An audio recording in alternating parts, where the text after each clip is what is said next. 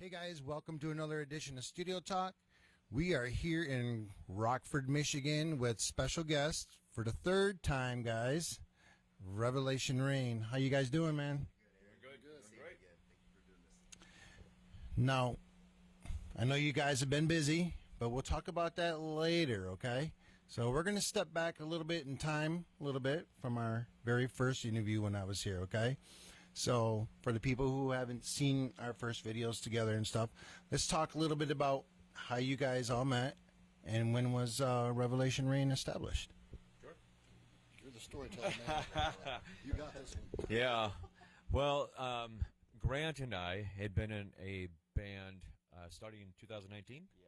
2019 is when I first met Grant. That was April of 2019. And that was a different band doing different material. And that band ceased to exist in November of 2019. And Grant and I kind of went our separate ways for a few months. And I think by February or March of 2020, Grant reached out to me and asked how things were going. And we both discovered that we were neither one in a band anymore. So Grant said, well, man, if you want to put a band together again, let me know. Well, it only took me a half a second, and I was like, well, let's do it. So we met up the following week. We just sat down, actually right here where we are right now, and we didn't play any music, I don't think, until the end. I think we played a couple of songs at the end of the meeting, but the meeting was initially just to reacquaint, put some differences aside that we had, and then also discuss the direction and vision that we had for what would become Revelation Rain. That was probably more important than the songs we played later that night. It was laying the groundwork and the foundation of what we want, not only from each other, but for the two people that we would eventually bring in. And so we were going to meet the following week to start rehearsals, and then the shutdown happened. So we were on hiatus for a month or two, and then we got back together in May, and we started auditioning people. And we had a few people come in, and they didn't work out. I found JT first, I think, on Bandmix. Okay, so contacted JT and asked if he'd be interested in auditioning for the band, and I gave him, I think, three songs to learn, three of the originals. Sent him, the material and said, learn these by Friday and come in and play them. So he should. Yeah, he did. Yeah, well, yeah, he had a couple of days to learn three songs, but when he got here, we played the three songs. They sounded great. We were taken aback at how great it sounded, not only because of the obvious guitar skill, but because he could sing. Vocally, it was phenomenal as well. And then he's like, well, what about this other song? So he starts calling out our songs. He learned like 6 or 7 of our songs. So we're like, wow, this is great. And about Me after the first song too. I mean, he just after he nailed the first song, and like, what would we give him, 2 days notice or something? Yep. And then he's like, well, what about this one that you guys do? And we're all like, well, wait a minute. Sure, okay, hold on. But it was awesome. He did a wonderful job. I'm sorry. No, that's fine. Yeah, he actually had a leg up on us because we hadn't had a chance to rehearse those songs. So he's calling out songs. We're like, well, how do we play that one? Yeah. So the following week, I found Marty on Bandmix and called him, and he and I had a good conversation. And and so when I saw Marty's picture, okay, the beard was not quite as long as it is now, but still quite lengthy, the picture. And so I'm like, this is going to be great. And then, but what really captivated me was he had said, I play bass in the style of Geddy Lee and Geezer Butler. And we're like, that's it. That's our guy. So I called him and did the same thing. Said, Marty, learn these 3 songs, and then we'll get together on Friday and rehearse. So he gets here and nails the 3 songs, and then yeah, well, what about this one? So we're like, gosh, man, he knows more songs than we do of our own songs. But what was funny too is I had thought about, should I call Grant and warn him what to look for when Marty shows up, because and then I was like, nah, let him find out for himself. So sure enough, yeah, Marty shows up, and Grant, what'd you say, something about Mick Fleetwood or something? Well, Yeah, Rob didn't mention to me what he looked like. He just said the bass player is going to stop by and audition later. And I think, I was in my garage, just sitting there, and this guy rolls up in the car, and Marty comes out, and I'm like, well, who's this guy? We don't want any. And I wasn't prepared. I'm like, I'm not donating any to the March of Dimes. I'm sorry. I don't know who you are, but no, I'm just kidding. But no, it turned out to be Marty. And just like JT, I think they were, in on this together. But he comes in with the same attitude and formula that JT had, and just nailed those songs. And well, what about this song you guys do? we weren't totally prepared for all that, but at the same time, very, very blessed. Because we couldn't believe this, before our eyes that this was happening. Because most bands don't get that lucky with people that come in. They go through about 10 people before they find the first, the right one. But boom, we had them within, like I said, the first song. Like, Rob, we got to get these guys, But we were looking at some of Marty's videos that he had on YouTube that he did. What was that? Talking Heads, or no? Moving in Stereo, the Cars, and Marty's version. Like all these little weird, videos. We're like, I don't know about this, man. But let's keep an open mind, and to have the two guys so versatile and so like they know how to play the banjo, and and they can write songs too, not just sing, but they write also. It was just a big blessing, and Rob and I are still pinching ourselves, going, "This is just, look at the last 8 months. This is a dream. This is we're very, very blessed and lucky in that regard." But going on a year now. Yep. So by June, middle of June, we had the lineup for Revelation Rain solidified.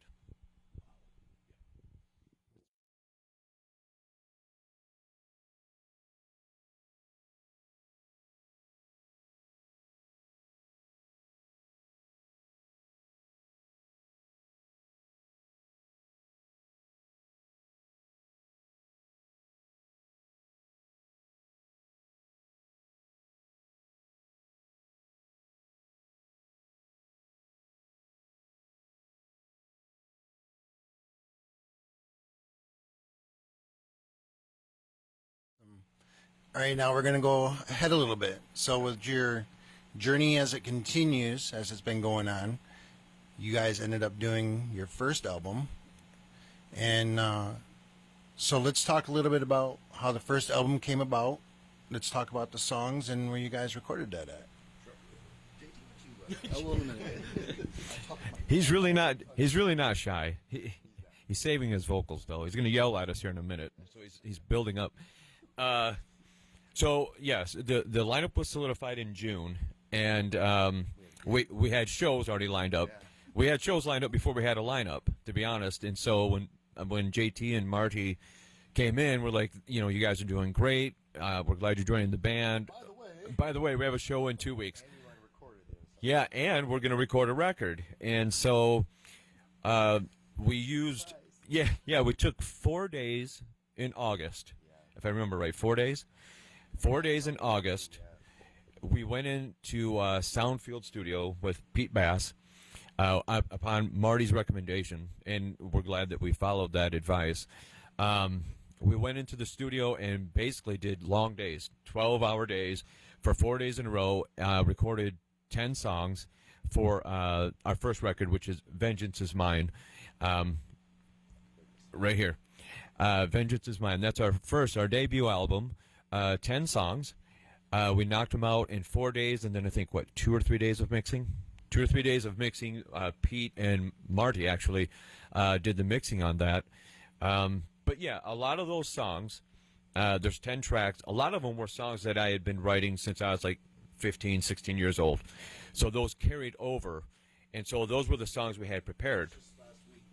Yeah, last week. Yeah, it's only been like a couple of weeks since I was 15. But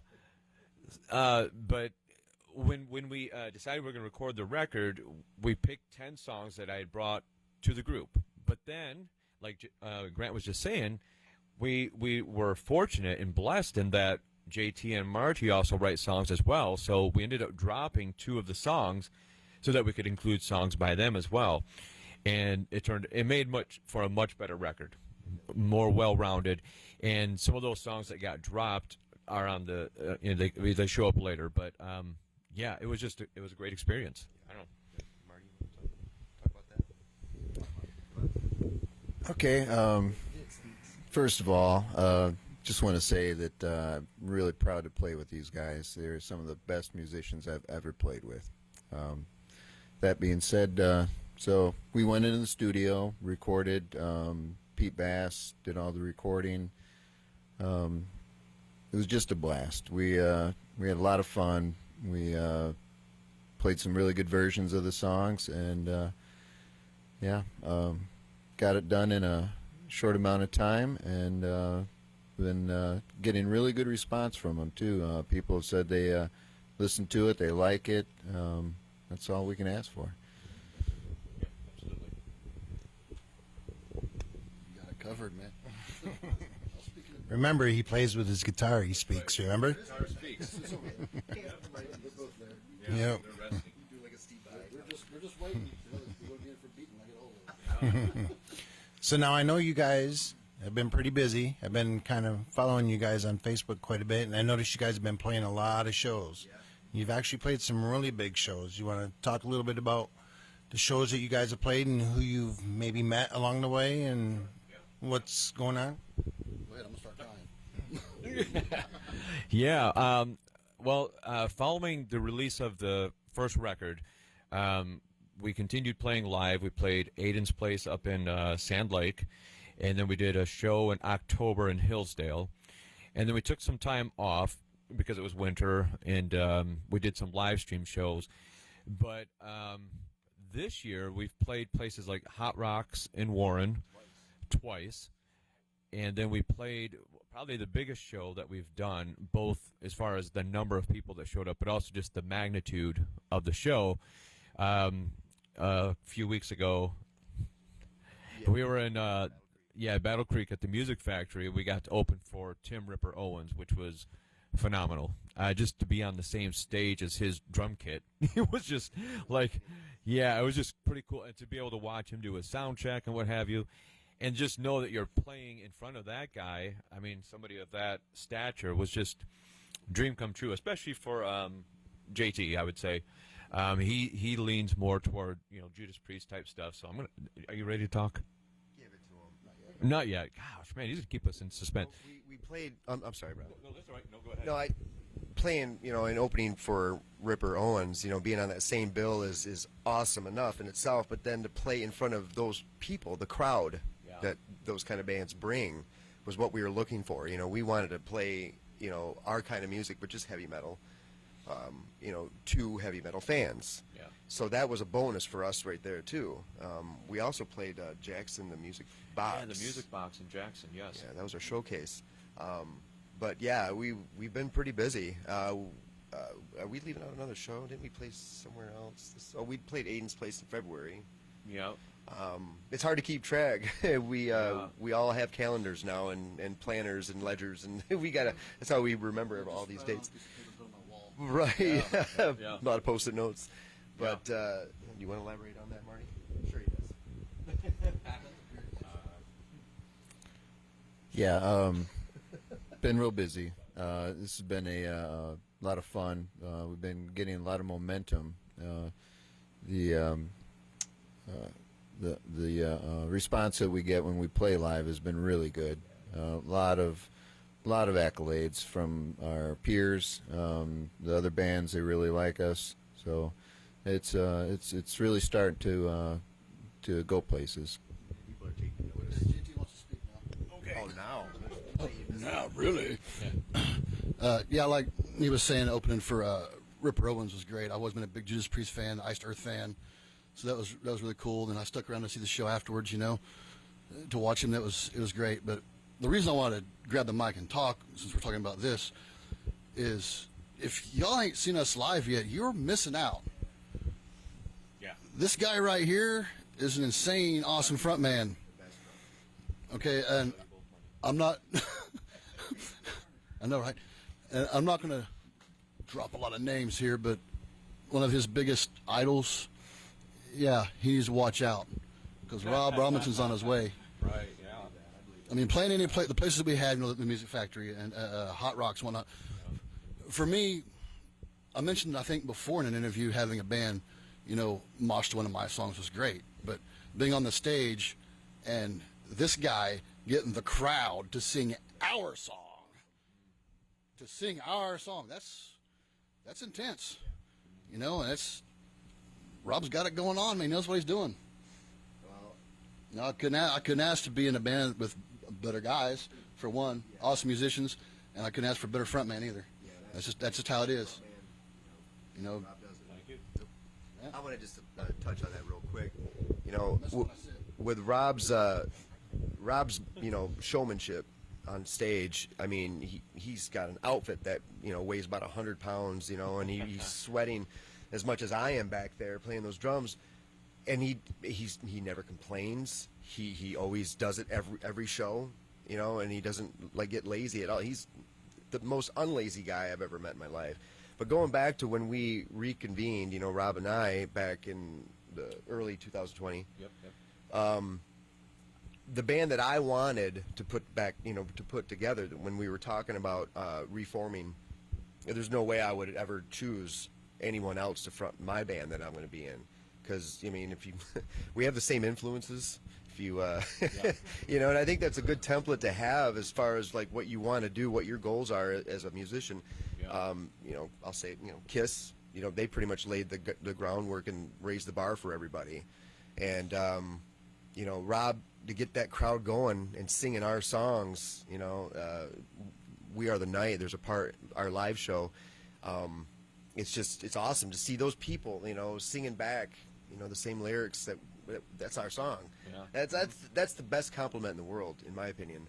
And our stage production, our shows have gotten bigger too. Yeah. They've evolved over the last year or two, where we have smoke and things, the confetti cannon, and I mean the strobe lights and the lasers. I mean it's really a visually cool experience, not just because our songs are great. But it's a show. Mm-hmm. It's a real big show, like a production. So yeah, I mean, there's no other band or group of guys I'd rather be with than these guys, than the three of these guys. This band has just gotten more tight, and we congeal, all of us, and it's awesome, man. It's it's not even really a job. It's well, working with this guy it is a little bit. No, I'm just kidding. But no, we're all very happy and blessed, and things are just going in the right direction. And what Marty was saying, as far as the momentum that we're gaining, the traction, people are starting to take notice and catch on. And we knew that it was going to be a slow process. It could be, anyways. There was a possibility that people could just not like our stuff at all. We are Christian rock, and sometimes you get mixed reviews on that. But people are taking notice, and that's great. They're starting to know our songs and just watch our videos. And we got so many subscribers on our Facebook and our, the likes and everything. It's just less than a year. I mean, it's just it's crazy when you think about it like that. But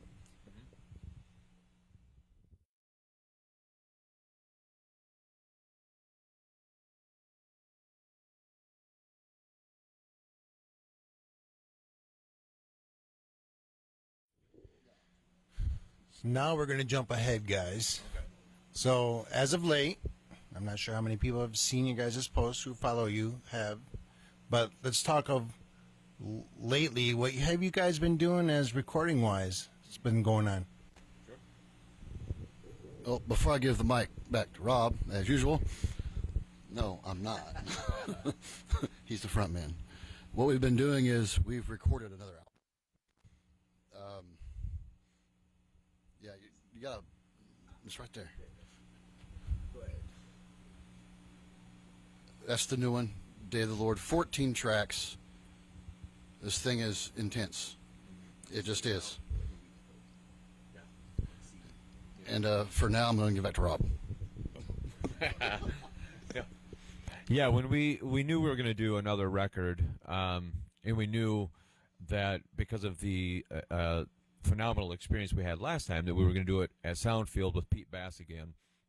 And he really, actually, Pete and Marty, again, came up with some really unique and new recording techniques that we used that definitely add texture to this record.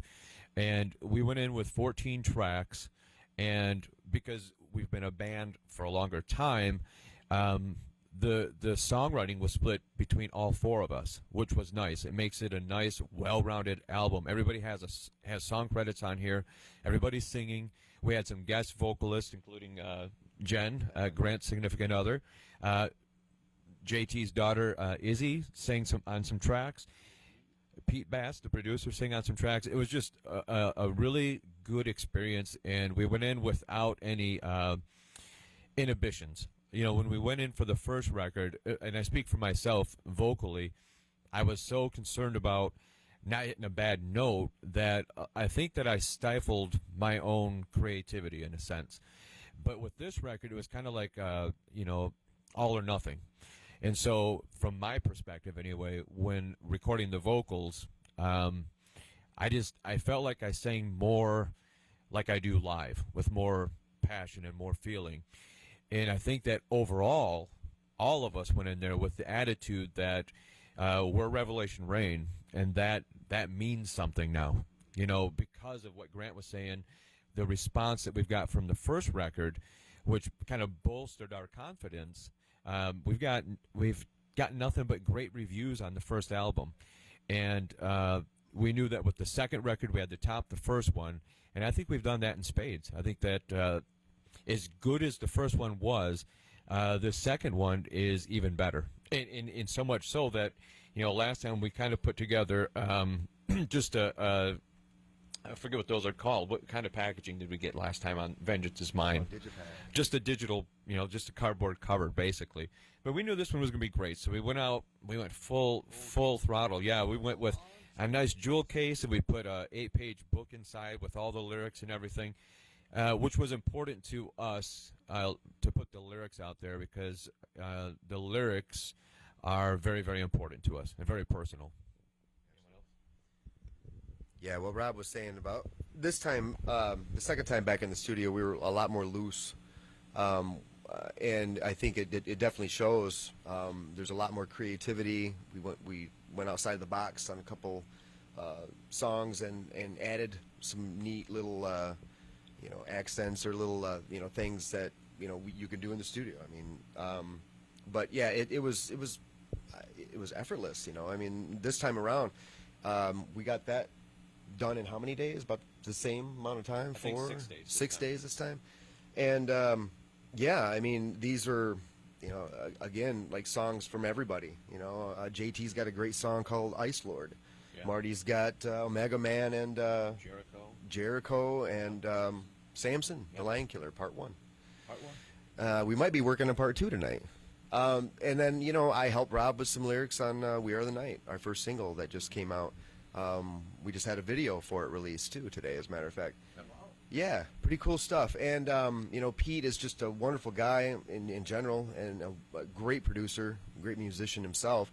And it was like, we worked hard on it, but it didn't feel like it, you know, because we were doing what we love doing. So yeah, we nailed it again. That's you know, in, like I said, less than a year.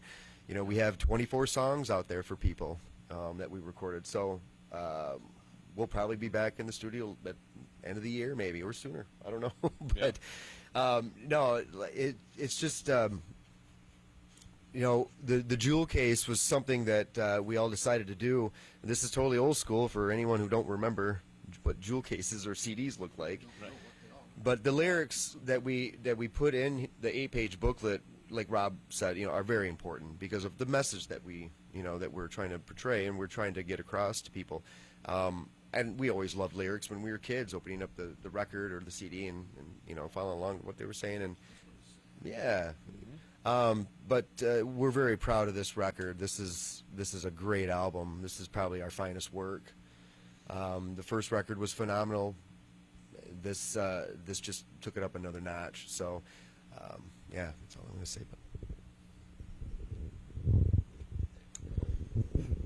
Yeah. So yes, we were relaxed. We had the songs down. We went into the studio this time and recorded a really good album.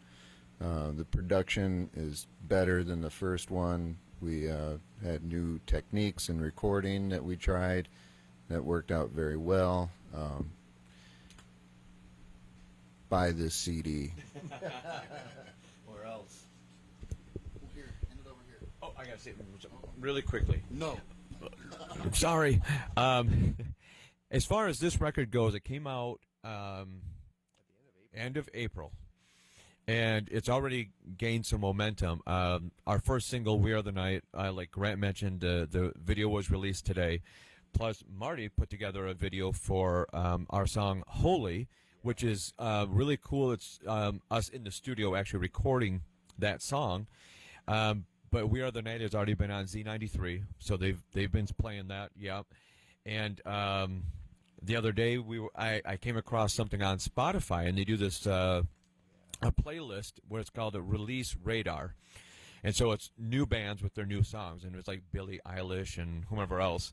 But our song was in there too. One of our songs, "Forgiveness."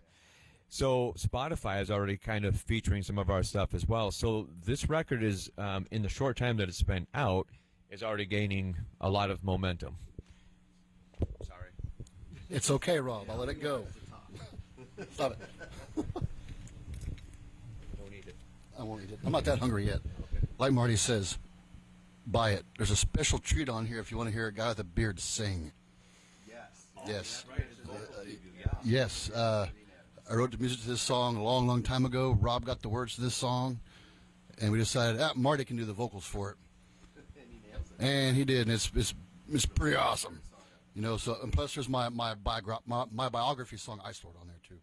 It's a true story.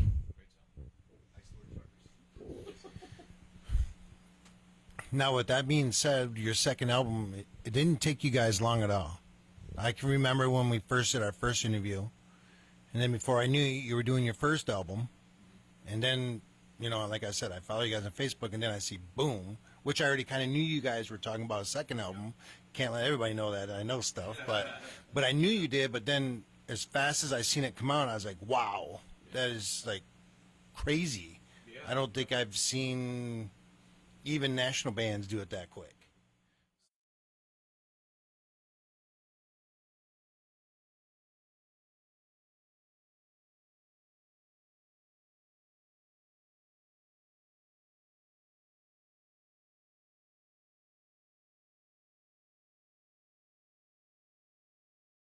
That quick.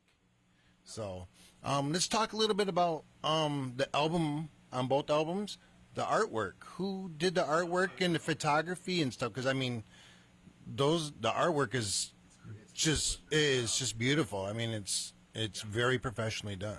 Yeah. Well, with the first record, which, by the way, we'll mention it now and talk about it later too. Like we were saying, the first record had done so well for us, we decided to have it pressed to vinyl. That's what this is right here, is the vinyl edition of "Vengeance Is Mine." It sounds great.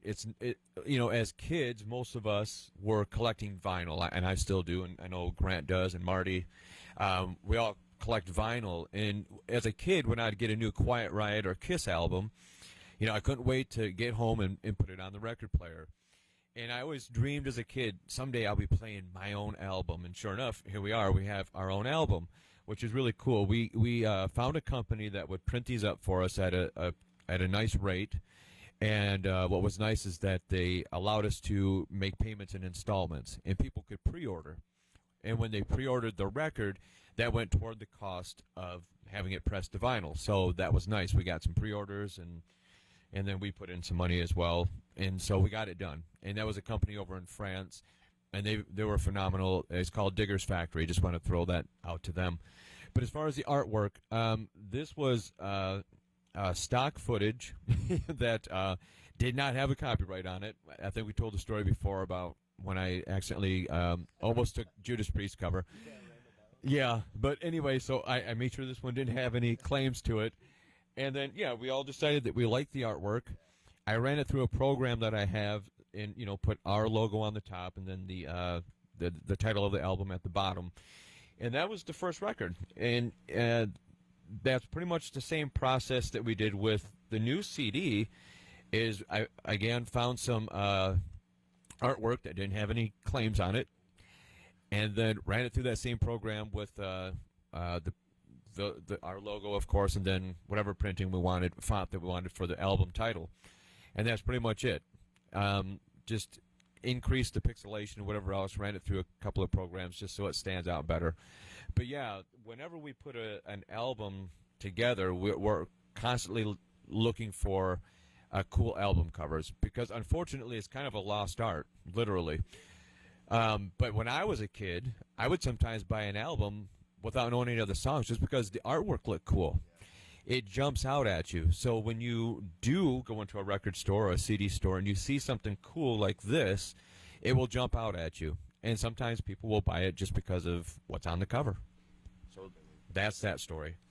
Anyone else want to add to that or whatever? Yeah, Iron Maiden comes to mind when you say that, because they had some of the coolest, artwork, and their album covers, just like, they might have been scary, but they were cool and it worked. That was a good marketing scheme. Yep.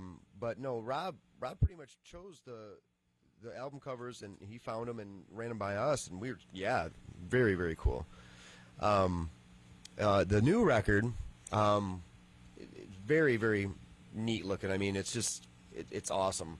And the photography with the band photos and everything were done down here this past or last year. Was it last year?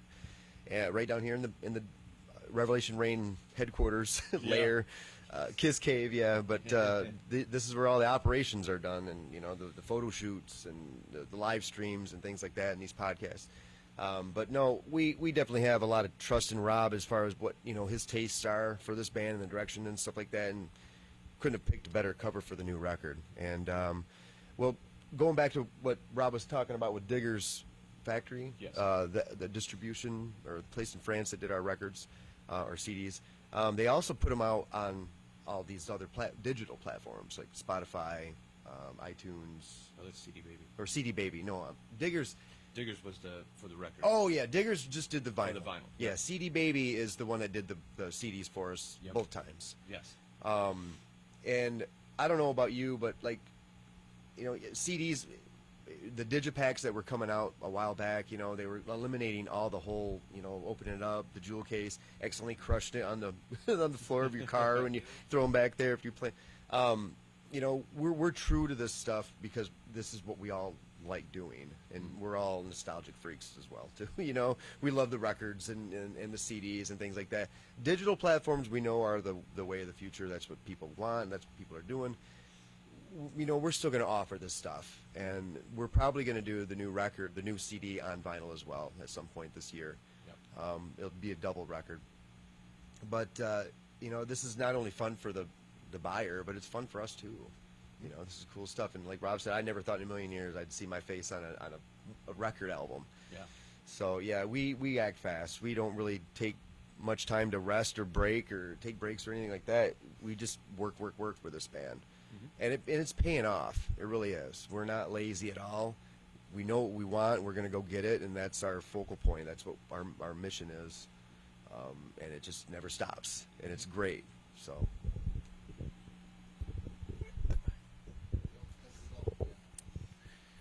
Now, with summer coming up, what's your guys' plans for? You guys got any shows booked already, and anything else going on, or you want to talk about?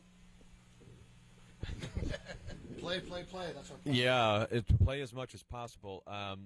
As Marty said earlier, we are doing a live stream for South of the Straits on the 28th.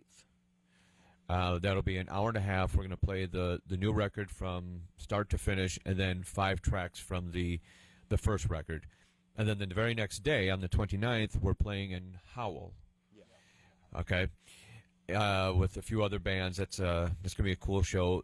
June 11th, we'll be playing a show in Lansing.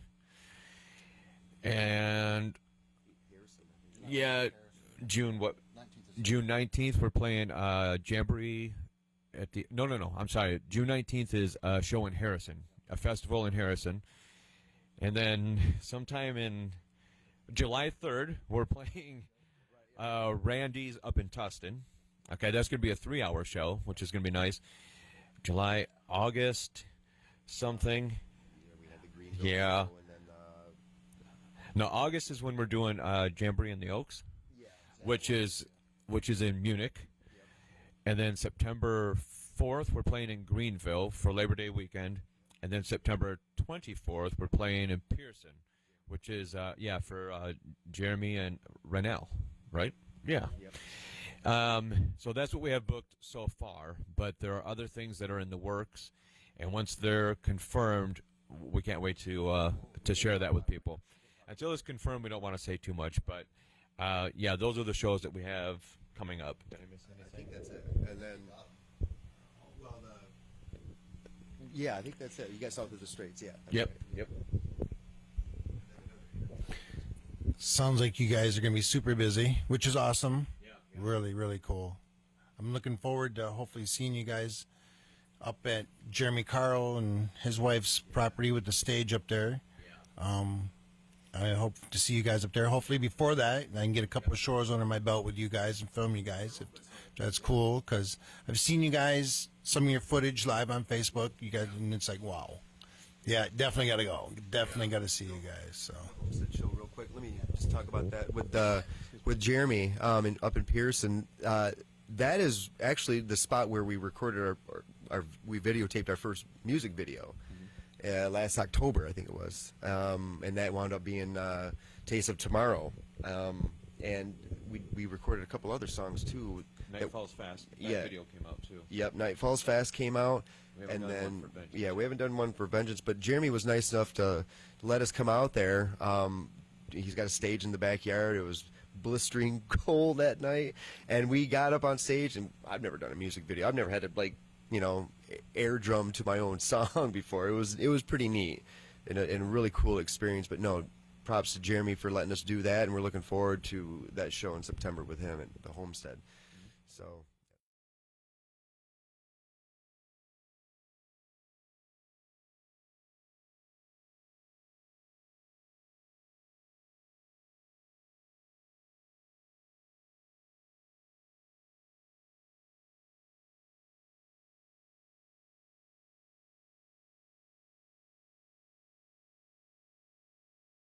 That said, now with your first album and your second album out, what platforms can people find your new albums at? And when is CDs available for the second one physically going to be out?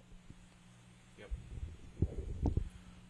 All of the popular ones, they're there. I don't know, Spotify, Pandora, Titles, they're everywhere. To stream or download. You can buy the CD from the website, revelationrain.net. Yes. Revelationrain.net. Don't forget that. You can order all kind of stuff on the website. The CDs, T-shirts, hoodies, pics, posters, you name it, we got it. We don't have a casket yet. We're working on that one.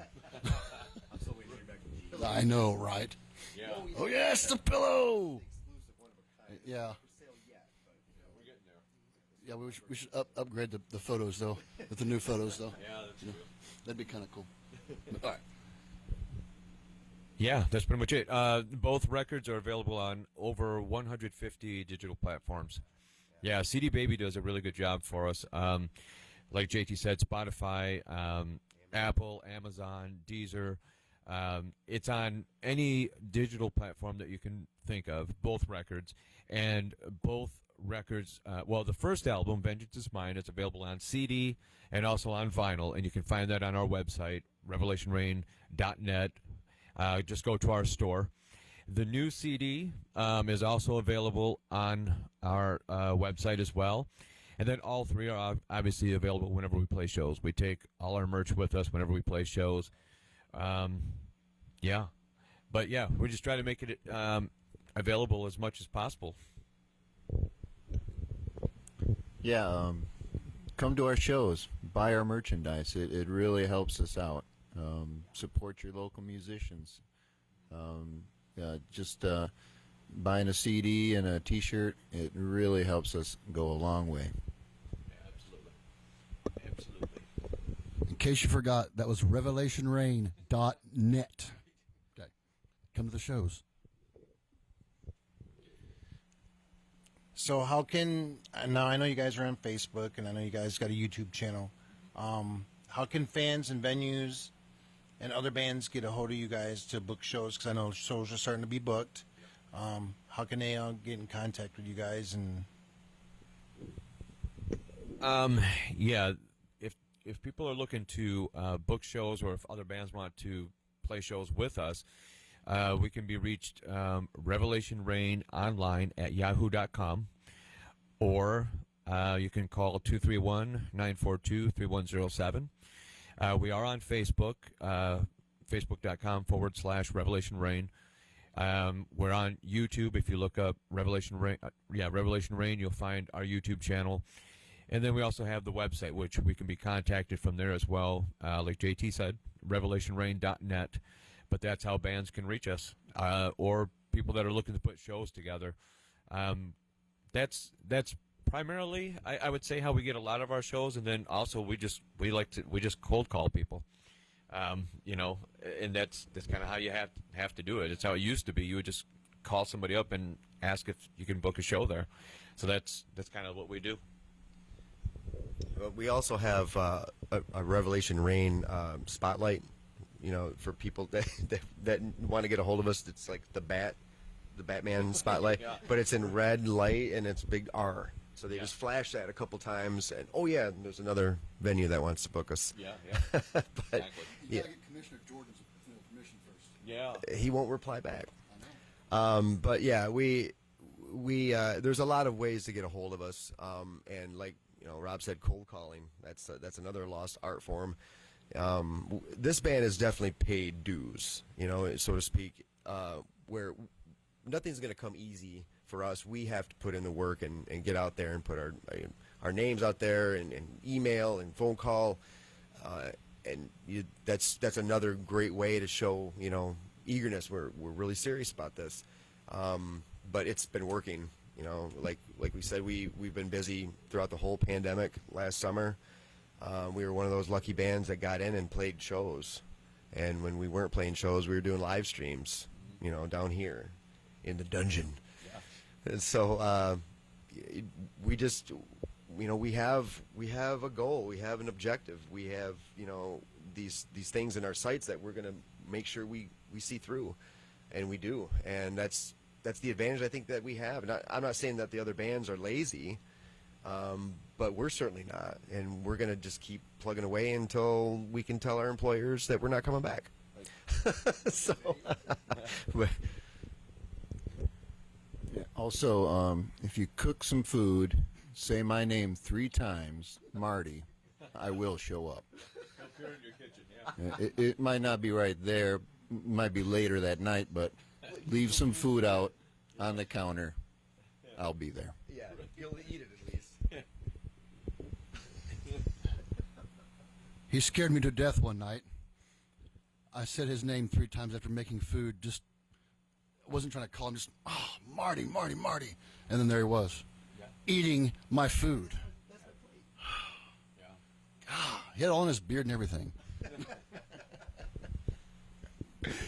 well, I'm glad you guys have been playing. I mean, you guys are getting a lot of success. I've been, like I said, I've been monitoring you guys on Facebook, and I'm glad you guys let me come back for a third time. You know, it's an honor to be able to do this with all independent bands and you guys. I mean, and watching you guys, you know, I was just going back through all the videos, watching our first interview to our second to, and now this one. You know, it's like our own little journey. You know, and it's a lot of fun. It is.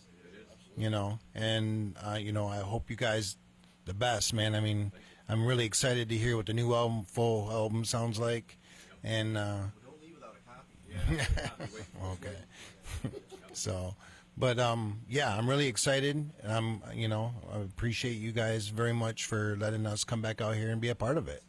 You know. Close with that.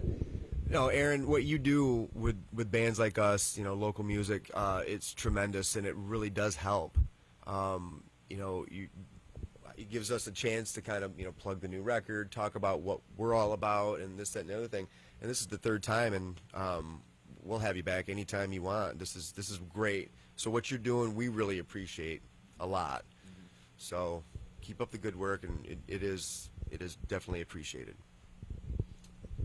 Well, it's much appreciated, and I appreciate you guys too. And you know, my fiance Regina, she's behind the scenes, behind the camera. Nobody really sees her much, and but yeah, so it's good to be able to do this for you guys, and you know, it's an enjoyment. So, but we wish the best for you guys. Look forward to this summer, seeing you guys, so I can film you guys on some shows, only with permission, only if Marty gives me permission to film. He's a film guy, so. We pulled his permission away. You don't have to. Don't listen to him anymore. It's on his desk right now. So yeah, I look forward to seeing you guys live this summer. Regina and I have been talking about it. It's like we got to get out there to see you guys. So we're gonna get out there and get you guys filmed, and hopefully we can do another interview live. You know, do an interview at a show. You know, just we can catch up to see what you guys have been doing. You know, so. But again, thank you guys very, very much, and again, good luck with the new album. I'm really excited for you guys. So.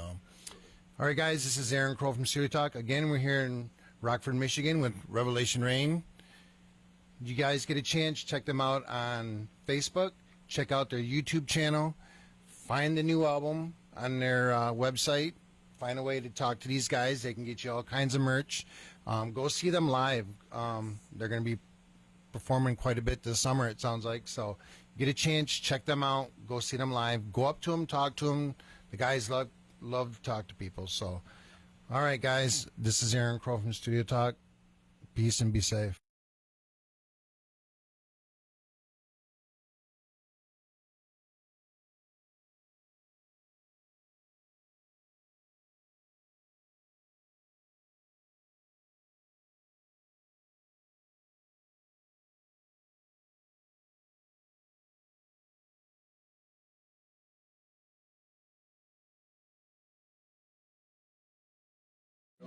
We are Revelation Rain, and we're going to do a song for you now off our new album, Day of the Lord. This song is called Omega Man.